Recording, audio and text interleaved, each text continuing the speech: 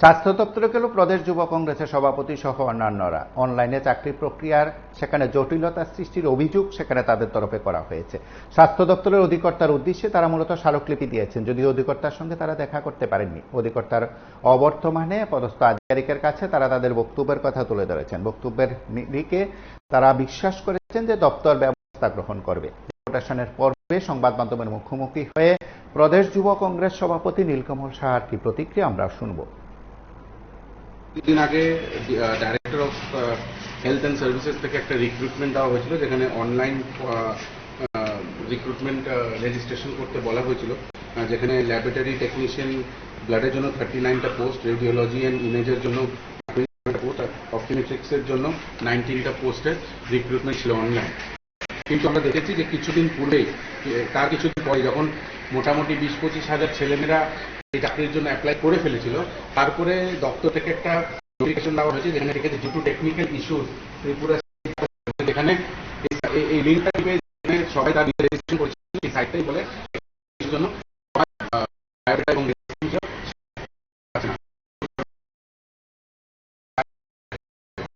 তারপরে 7 দিনের টাইম দিয়েছিল যাতে রিসাবমিট করা হয়। কিন্তু আমাদের কাছে খবর আছে যে যখন রিসাবমিট করার জন্য বলা হয়েছে, অনেক লোক রিসাবমিট করেছেন, কিন্তু ম্যাক্সিমাম অধিকাংশই ছাত্রছাত্রীরা বা যুবক যুবতীরা যারা এই চাকরির জন্য রেজিস্ট্রেশন করতে চেয়েছে বা রেজিস্ট্রেশন করতে চেয়েছে, তাদের এই সার্ভার ডাউনের প্রবলেমে তারা রেজিস্ট্রেশনটা করতে পারেনি।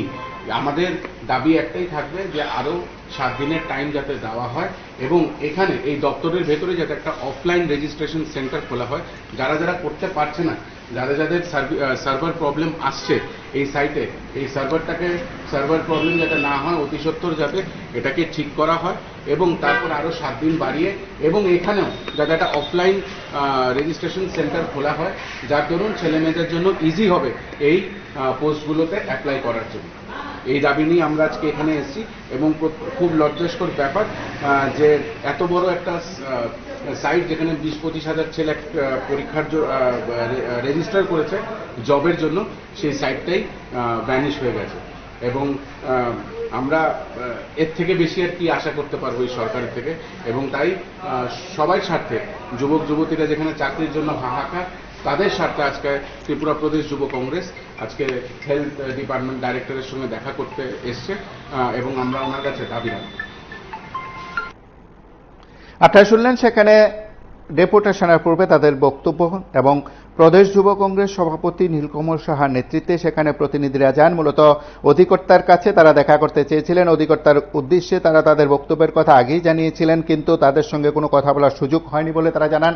তারপর তারা সেখানে অধিকর্তার অবর্তমানে এক পদস্থ আধিকারিকের কাছে তাদের বিষয়বস্তু উত্থাপন করেছেন। কি হয়েছে ডেপুটেশনে, কি আলোচনা হয়েছে ইত্যাদির বিষয় নিয়ে আমাদের সঙ্গে কথা বলতেন প্রদেশ যুব কংগ্রেস সভাপতি নীলকমল সাহা। আমরা শুনবো তিনি কি বলছেন। আমরা এখনই যে ডেপুটেশন দিয়ে বেরালাম, আমরা বলেছি যে যেহেতু পোর্টালে প্রবলেম ছিল এবং পোর্টাল ক্র্যাশ করেছে, তো সেইভাবে যখন ওখান থেকে বলা হয়েছে যে রিসাবমিট করতে, আবার দেখা গেছে যে অনেকজনের সেটা রিসাবমিট করতে পারছেন না, কারণ সার্ভারের প্রবলেম হচ্ছিল।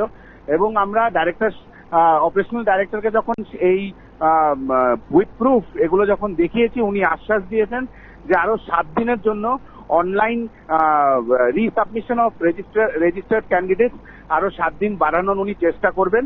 এবং আমরা এটাও বলেছি যে একটা অফলাইন, যাতে এখানে একটা অফলাইন কাউন্টার খোলা হয় দপ্তরের নিচে, যারাই অনলাইন করতে পারছেন না তারা যাতে এখানে এসে ওপেনলি অফলাইন রেজিস্টার করতে পারে। এবং উনি আশ্বাস দিয়েছেন যে উনি 7 দিনের জন্য এই রেজিস্ট্রেশন পিরিয়ডটাকে আরো বাড়িয়ে দেবেন। এক্ষেত্রে যে সমস্যাগুলো হয়েছিল আপনারা সবকিছু বিষয় তুলে ধরলেন আধিকারিকের উদ্দেশ্যে। অধিকর্তার সঙ্গে কি দেখা হয়েছে বা কথা হয়েছে?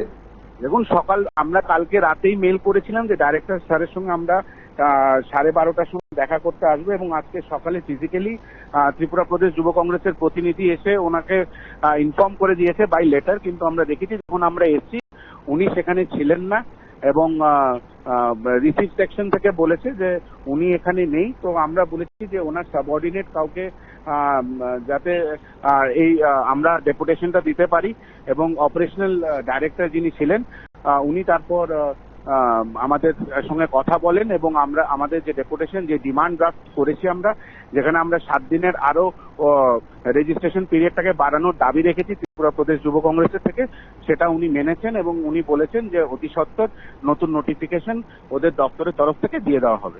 অবশ্যই।